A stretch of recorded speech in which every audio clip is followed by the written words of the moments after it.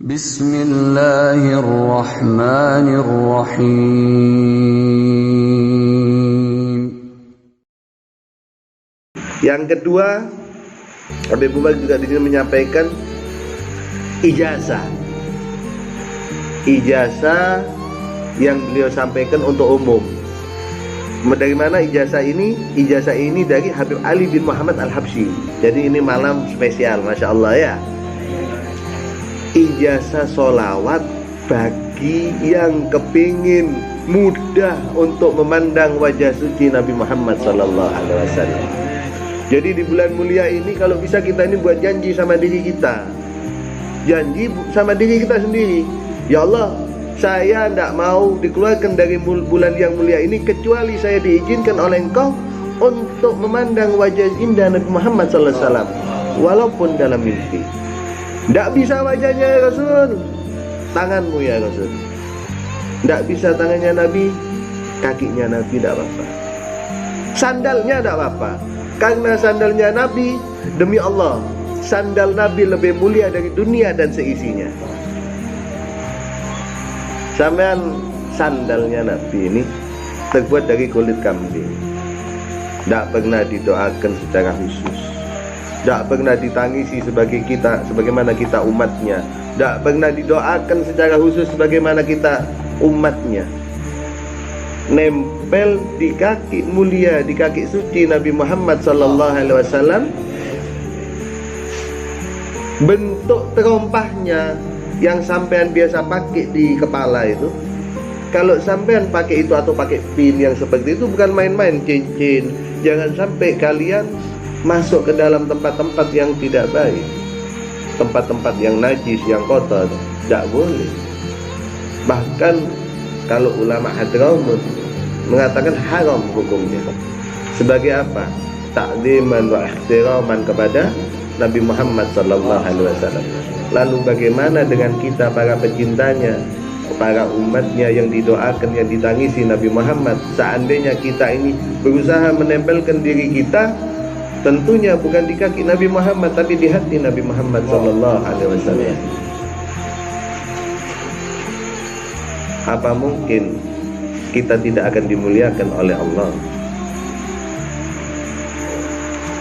Isi daripada ijazah sholawat tersebut, sigahnya ini seperti ini. Lafadznya itu saya bacakan, nanti kita ikuti ya sama-sama. Saya bacakan dulu. Allahumma salli wa sallim ala sayyidina Muhammadin wa ala alihi wa ashabihi fi kulli lamhatin wa nafasin biadadi kulli ma'lumin lak. Saya ulangi. Allahumma salli wa sallim ala sayyidina Muhammadin wa ala alihi wa ashabihi fi kulli lamhatin wa nafasin biadadi kulli ma'lumin laka. Saya bacakan, jenengan ikuti. Ini ijazah umum. Jadi jenengan dapat ini, nanti jenengan pulang ke rumah, jenengan sampaikan kepada anak istrinya, ke tetangga, teman, semua yang sampean cintai. Ajak baca sama-sama. Mungkin Anda membaca ini karena kotornya kita, karena banyaknya dosa kita, mungkin kita sulit untuk memandang Rasulullah. Tapi karena kita memberikan kegampangan kepada orang lain untuk dapat bertemu memandang Rasulullah, mungkin dengan itu kita diizinkan oleh Allah untuk bisa melihat Nabi Muhammad SAW. Jadi kita tanamkan di diri kita, ayo kita sekarang lomba. Waktunya sudah mepet. Kita lomba, ya apa carane awake dhewe iki kepingin delok Nabi Muhammad. Berapa tahun usia kita sekarang? 20 tahun, 30 tahun, 40 tahun? Mengaku umatnya Nabi Muhammad Sallallahu Alaihi Wasallam, setiap saat minimal 5 waktu Assalamu alayka ayuhan Nabi, tapi tidak pernah ketemu. Harus kita minta sama Allah. Kita minta sama Allah dengan usaha. Ya, bisa dipahami. Kantuk. Kata ulama, siapa orang yang memaksakan dirinya dalam keadaan capek karena mencari nafkah keluarganya, datang ke majelis ilmu sampai tidur karena tidak kuat capeknya, ya, maka akan dijadikan oleh Allah daripada tulang rusuknya, daripada sulbinya. Insya Allah kalau dia tidak dijadikan orang yang soleh, dari tulang sulbinya dijadikan anak-anak cucu-cucu yang soleh dan soleha. Jadi urusan capek itu Pak, pokoknya capek dolin, capek kerja, tapi ini ada apa? Ada maulid, ada majelis taklim, datang. Saya tahu nanti capek tidur di sana, tidak apa-apa. Karena yang dibutuhkan Anda adalah apa? Barokah dari majelis itu, berkah. Ini yang penting. Hidup itu yang penting berkah. Sampean ngaji yang penting berkah.